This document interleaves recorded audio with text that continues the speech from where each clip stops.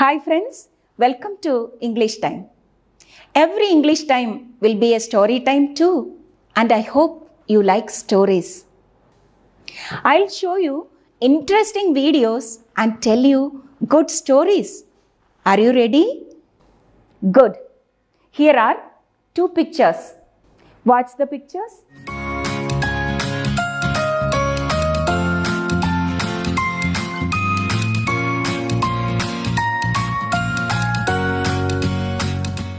Do you know these instruments?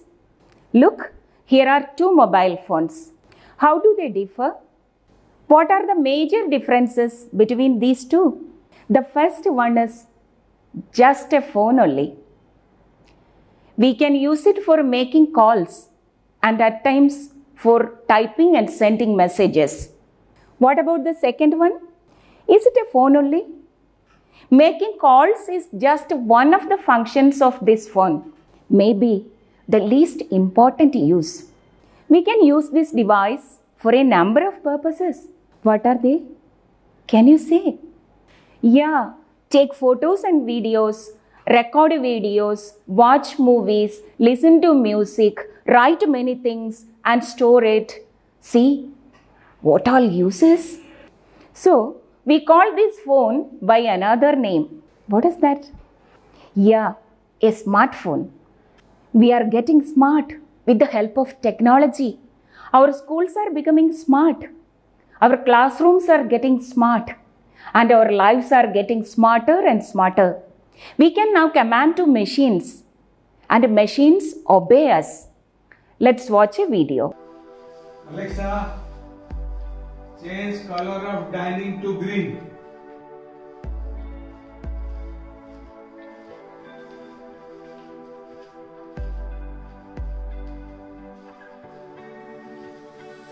Alexa, change color of dining to yellow.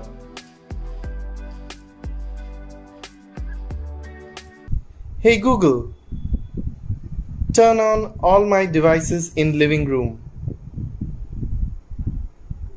Alright, turning on 7 things.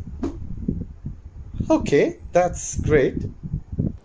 Look, a machine is doing a number of things for us. It's an automatic device that obeys our commands. It will switch on the light, switch on the TV, close the door. It's quite interesting, isn't it? What does the man do here? He just gives commands to the machine and the machine obeys. Wonderful, isn't it? Have you watched the movie Android Kunyappan? It's a very interesting movie. Who is the main character of the film? A man? No, a robot. What all things does the robot do for the man? Yeah, it does a lot of things for the old man. It prepares coffee, it plays chess with the old man, and it replies to his questions and so on. Look at this news. Read the news report on robots.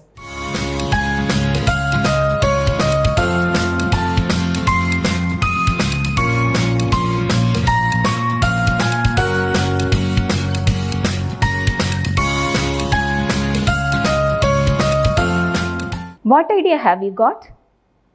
It's about a robot. It looks just like a beautiful Japanese lady, isn't it? Yeah, it's really nice to see. She has a name too. Her name is Aiko Chihira. She can smile, talk, and even move her eyes. These are all beyond our imagination. Am I right? Many of our imaginations are becoming true day by day. Now we have speaking machines too. We call them humanoid robots. What if we are guided and controlled by machines? All these machines together make our life smart. Our life becomes smart life, our cities become smart cities, and our villages become smart villages. Does your alarm clock know that you have exams tomorrow? Will it remind you to set the alarm? If you are going somewhere and get lost, can your shoes give you step-by-step directions to come back home? Of course not. Today, most of the objects around us are just objects. A radio is just a radio. A clock is just a clock. They are not connected to you, but things are about to change. Soon, all man-made objects will be interconnected. They will be more aware of what is going on around them. They will be smarter. They will be able to remind you of many things. They can give you directions. They can exchange messages. A clock can tell you that it's time to go to school. The light will tell you that it's time to switch it off. And the TV can remind the door that it is open. How interesting! When objects get interconnected, they can communicate with each other. Our lives become smart lives, our cities become smart cities, and our villages smart villages. Today, I shall introduce a special boy to you. His name is Manikantan. See, he is a special boy, very special. You will know about his speciality later. Do you notice any specialities from this picture? Look, something is glowing on his chest. What is that? That's an amulet. Do you know what an amulet is? I'll show you some pictures.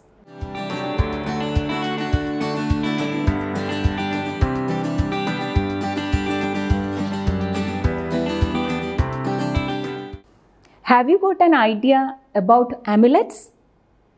But Manikantan's amulet is a special one. It's a smart machine. Not only his amulet, even his house is smart. Eager to hear the story? Okay, here it goes. Listen to me. Manikantan put his school bag on the coffee table and groaned. Oh, his shoulders were hurt, but his head hurt even more. It had been a long day. The amulet round his neck flashed once. Manikantan, put your school bag in the proper place, said the coffee table. Yes, Manikantan, I don't belong here. Put me in your room in a proper place, said the school bag. Mani didn't argue. He picked up his school bag and walked wearily towards his room. He put away his school bag on the desk, kicked off his shoes, and lay down on the bed. Oh, he groaned again. Are you not feeling well, Manikantan? Asked the room. I am fine. Leave me alone. Mani moved the amulet to the back of his neck. He wished to throw it into the waste bin. The objects in the house would still be able to watch him, but at least they wouldn't be able to talk to him. You grounded toys, the room said. Do you have a headache, Manikantan? Leave me alone. Then, after a pause, Mani added, Yes, Che. So sorry to hear that, Manikanthan. The room sounded very sympathetic. I will let your Amma know. Perhaps you are hungry, and that may be why you are having a headache. How about a nice hot cup of tea and some biscuits? Mani thought for a while. Tea and biscuits would be nice, but mother will come to know about this. The room will report this to my mother, he thought. Manikanthan, how about tea and biscuits? Okay, Mani said. Great, I have told the kitchen. And Manikanthan, put your shoes in the shoe rack? Yes, said the shoe rack. I have plenty of space. Waiting. Mani had to get up to put off his shoes. But he didn't fail to get up. Maybe he should sleep just a little. He was so tired. Waiting, said the shoe rack. Mani closed his eyes and thought of Anandapuram. His mother called it a village, but for him it is a home. He remembered the sway of the tall palm trees and the rose blue sky. In the morning, the gentle sweep of wind carried the wonderful smell of doshas cooking over country ovens. The winter months in the village were the best. The cool air was refreshing. It is not like the air-conditioned air in smart cities buildings. No. The rainy season was the best. It was such a fun to watch the fat, warm droplets of water splish-splosh into the river Periyar. Oh, how I enjoyed sitting by the river bank. So quiet, so peaceful. Waiting, said the shoe rack. Mani sat up with a sigh. Oh, it's too much. It's almost like being a prisoner. Nobody, not even Amma, understood this. Mani placed the shoes in the shoe rack and walked to the kitchen. He had to take the biscuits from the fridge by himself. The smart kitchen made some tea. It tasted exactly like a machine-made tea. Did you like the tea, Manikanthan? Asked the kitchen. Great. Just like cow urine. Thank you, Manikanthan. Mani's amulet beeped. It was his mother. She wanted to know whether he was feeling better. How is your headache, Kanna? Oh, the headache is better, Amma. How is work? Wonderful. It is not like my old Anandapuram job. How was your day, Kanna? Great. His mother worked so hard for long hours. She was worried so much about him and cared so much. She was his mother. She was his father. She was all the family he had in the world. He didn't have the heart to tell her the truth. I had a great day, Amma. You sure, Mani? Your school bag told me you were sent to the principal. What was that for? Oh, nothing. Mani? Nothing, Amma. You ask the school bag. It seems to know everything.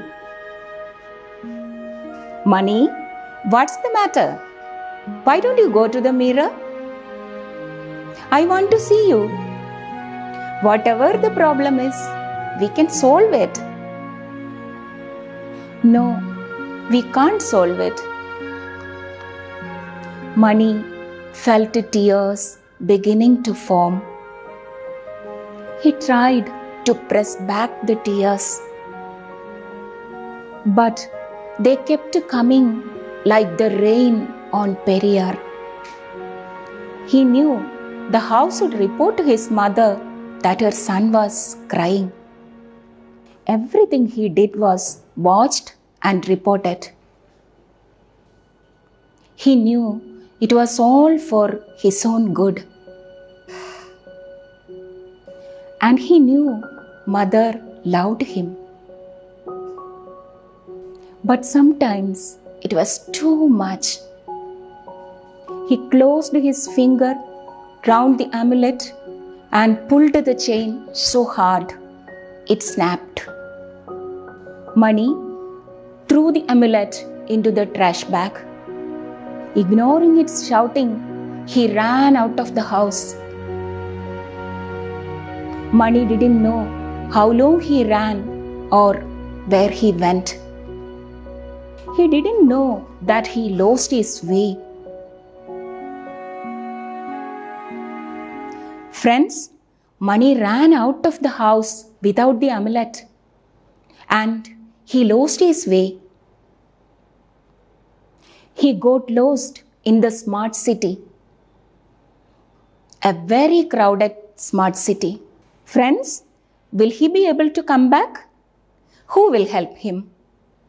So, how was it, your little adventure? Mani shuddered. Amma, the streets were filled with many people. They were all different. They were all strangers. When I had the amulet, I knew them all. Their names, the kind of music they liked, their friends, and so on. Without the amulet, even crossing the road was difficult. There was no voice to tell me, "You can cross the road, Manikantan." And nobody knew me. Without the amulet, every object was as meaningless as a stone. I thought so, said his mother with a smile. Now, Mani, do you know, you shouldn't have left the house without the amulet. We were so worried. I am sorry, Amma. I broke the rules. That's not always a bad thing, Kanna. You are a big boy now. You have to be matured. Our life here is pretty happy, isn't it? Yes, Amma, he nodded. Mani thought of Anandapuram. An amulet would be pretty useless in such a beautiful village. His mother was very sweet. She prepared dinner by hand. Well, mostly by hand. The smart kitchen helped her just a little. At night, Amma told him a story. She tucked him in bed and gave him a goodnight kiss. He knew tight. I won't let the bedbugs bite, whispered the house, the really smart house. Friends, how is the story? Did you like it? Now tell me, where do you like to live? In a smart city like this, or in a beautiful village like Anandapuram? Why? Share your ideas with your teacher. Well, now name the number of objects in your house. See, for example, room, clock, chair, desk, bench, like that. Are you surprised by the number? Imagine all these objects start watching you and talking to you. It will be an interesting situation, isn't it? What changes would come to your life?